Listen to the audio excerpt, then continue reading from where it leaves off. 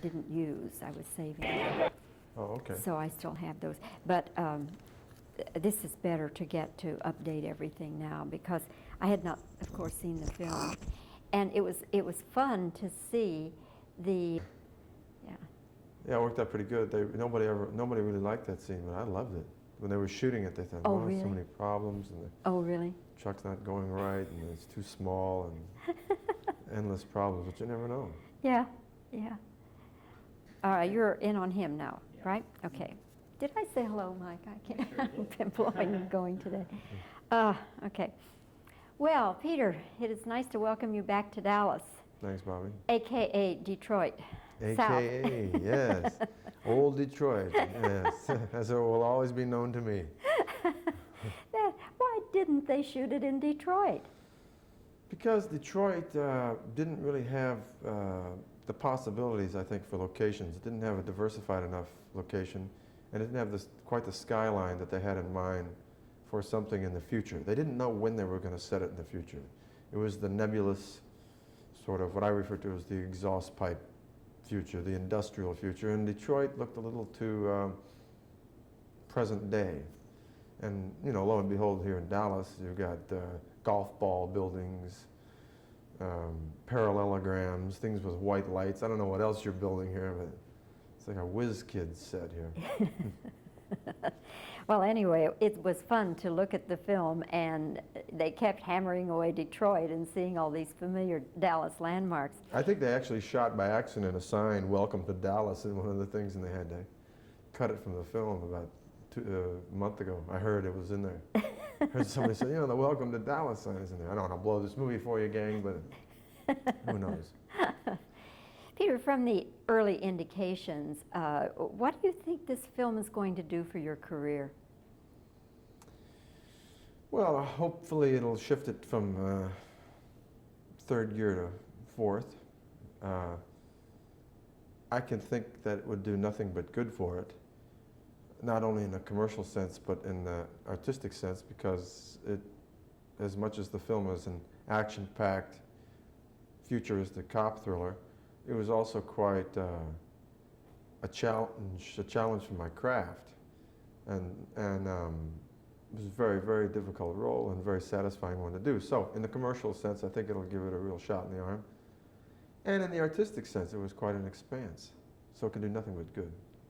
Was this a role other people were trying out for as well? Yeah, and I didn't really try out for it. We had meetings to talk about certain things and whatever, and I've never been very good at auditioning. In the days when I had to audition, knock wood, I don't have to do that anymore. I don't read very well. I'm a little bit myopic. I can't get my head out of a script to look at you, and some people do it with great facility and ease, and I never could. But other people wanted this role. Yes, make no bones about that. A lot of other people wanted it.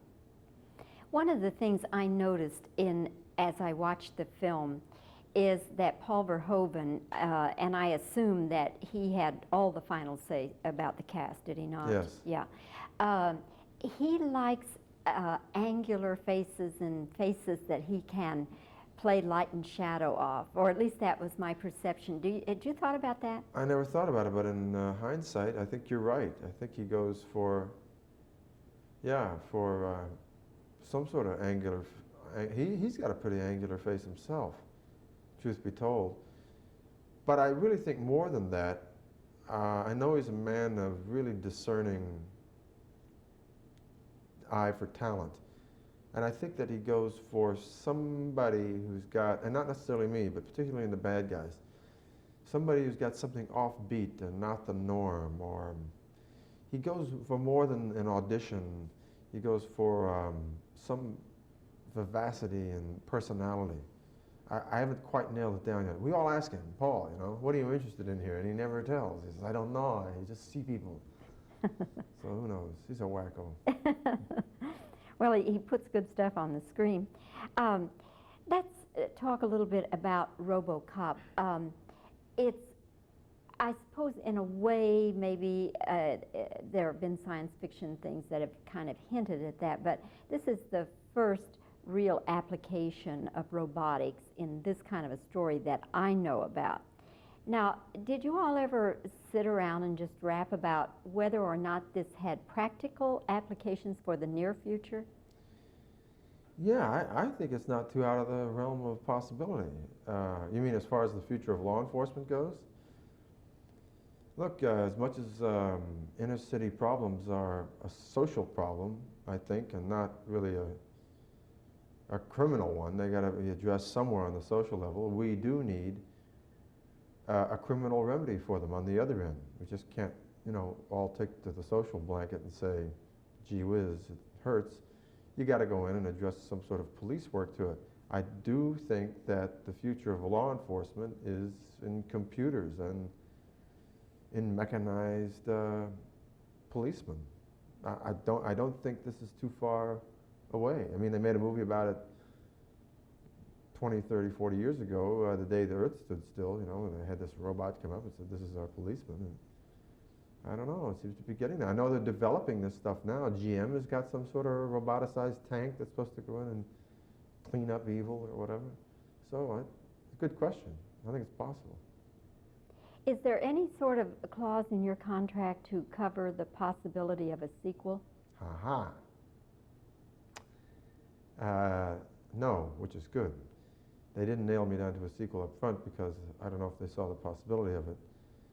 I was told upon first showing, one of the heads of Orion turned to the producer, John Davison, and said, have we got an option on Weller?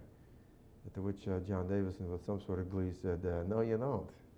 So that means they got to renegotiate. But I'll be kind with them if they so desire for me to appear as this lovely character again. I'll be kind. And you'll just smile all the way to the bank. I will, yeah, sure. Let's talk about the suit, because when we talked last September, when you were here making the film, of course, we were not permitted to see the suit.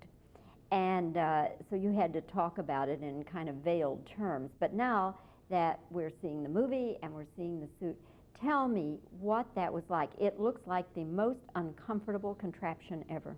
It was close to it. It was not fun. Whereas Buckaroo Banzai was a ton of fun, this was no fun. It was 104 degrees, 105 degrees every day. You know how it is here in July. The suit was sometimes, it's going to New York, I can hear it. The suit was sometimes about 120 degrees inside. It took 5 months to prepare the movement of this part, the robotics, if you will, with a great, great man named Moni Yakin, who's an Israeli mime who's world-renowned and from France, actually, was raised in France, professor of movement at Juilliard. And he initially had me doing something that was very elegant and sleek and cat-like and sexy and groovy, but the suit was late because of technical difficulties, and it showed up here in Dallas 2 weeks into shooting. We had no time to rehearse, no time to plan anything, no time to test it. It was immense, it was behemoth, it was immobile. We were stuck, we didn't know what to do. The powers that be flew Moni down from New York, and after a couple of physical changes in the suit, small ones, but they couldn't do much with it, he said, okay, we'll throw out everything we learned, we'll adapt something new to it. We will take the cumbersomeness of this suit, we will play into this. We will make this thing, instead of groovy and serpentine and whatever, more grand and beast-like and awkward, and so what if Robo doesn't quite know what he's doing? And I resisted it at first. I said, oh God, it's hard to turn loose to something that you had firmly implanted in your head for 5 months. But we watched Eisenstein's Ivan the Terrible, you know this film? Since this is the year of Eisenstein, and De Palma is using him, and we used him too about a year and a half ago, because in the middle of the film, I mean, you see Ivan, he's grandiose and huge and sort of bigger than life, and it's difficult to get a film actor to start doing this if you don't have any ground to jump off from. But Moni said, hey, look, everybody will let Ivan be like that because he's Ivan, you know? If you stick a 100-millimeter lens away from his face and he turns and he's like, so, foolish as it sounds, it's wonderful for Ivan. He says, well, this will be wonderful for Robo, because nobody knows what Robo is going to be. You know, he's a robot, so let him be whatever we make it. So that's what we turned him into, something a little bit clumsy and not quite sure of what he was doing, you know, and he sees guns and he looks and doesn't quite know what's happening on, rather than something Fred Astaire-like. So we all owe a big kiss on the cheek to Moni because he walked right into this film on the verge of chaos and pulled it right out of the ashes. How long did it take them to get you in the suit? Initially, it took 10 and a half hours. The first day it came in, 10 and 1/2 hours from 6 in the morning till 4:30 in the afternoon. Of course, you can't shoot a movie then because you got an hour left to shoot. So as Moni and I worked on this movement over the next 3 or 4 days, manically and panically worked on this movement, these guys worked on what they could do with the suit, putting it on. We got it down to 8, we got it down to 6, we got it down to 4.5, then to 3.5, then finally we got it down essentially to 1. But then, the end of the movie, I take off the helmet and I have this, I must say, a very gifted piece of prosthetic over my face. That took 6.5 hours to put on for 21 days in a row. We had to do that. Not in a row, we had to take a break every 2 days because your skin breaks out.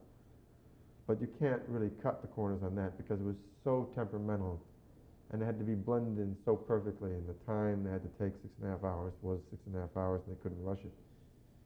And that was a bit exhausting to sit in a chair for 6.5 hours. It looks like it was pretty heavy, too, that prosthesis. It was very heavy. The back of it was heavy. All the life support systems that were put on the back of the head tended to make your neck feel like a brick. So at night when you would go home, what did you, jump in a jacuzzi or something? I did, and I had a masseuse who was great in Pittsburgh where we shot all that stuff. She was great. And I was training for the New York Marathon at the same time. See, so I was doing an 18-hour day every day for about 4 months. You know, some people say gee, the President of the United States has got a schedule. You know. Yeah, well, let him be Robocop for about 4 months, and I'll show him the schedule, bless his heart. But I was up at 3 o'clock in the morning. As my assistant said, you know, we get up at 3 o'clock in the morning. This isn't an early call. This is a late call. This is the middle of the night. People are like, the crew is going to sleep.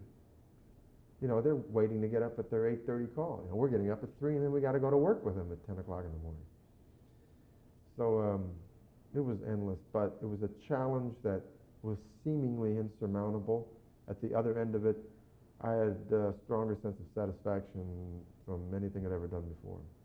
Well, Peter, I have to tell you, you're just marvelous. I just thought it was a marvelous performance, and I was totally captivated and fascinated with the whole thing. Now, one thing I'm not so fascinated with, you feel it coming, it is so violent. Yeah. So violent, Peter. Well, let me make a quick comment about that, and it's let me just maybe shift your look at it, or everyone's look at it.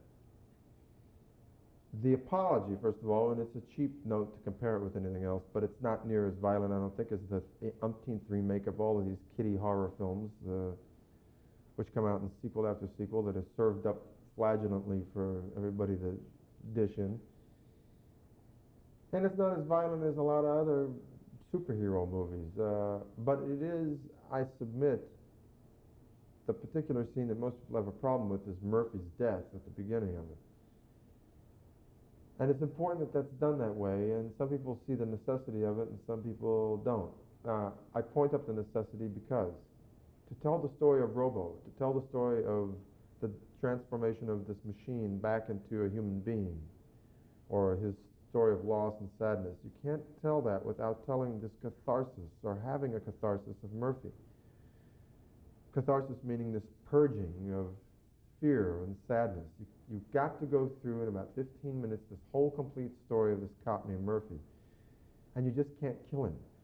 You have to delineate really, really, really evil guys. As Kurosawa said, you know, the bad guys got to be pound for pound as bad as the good guys are good. If they're not, there's no fight.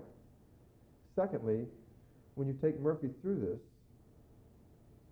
you set him up and you hold the audience subliminally on this brink of what's going to happen to him, not unlike the Deer Hunter where you're waiting and waiting. And that's done for the purpose of letting you have this release when he's killed. I mean, letting you feel sad and sorry for him and something terrible and cruel has happened to him, rather than just having him walk in and shoot him.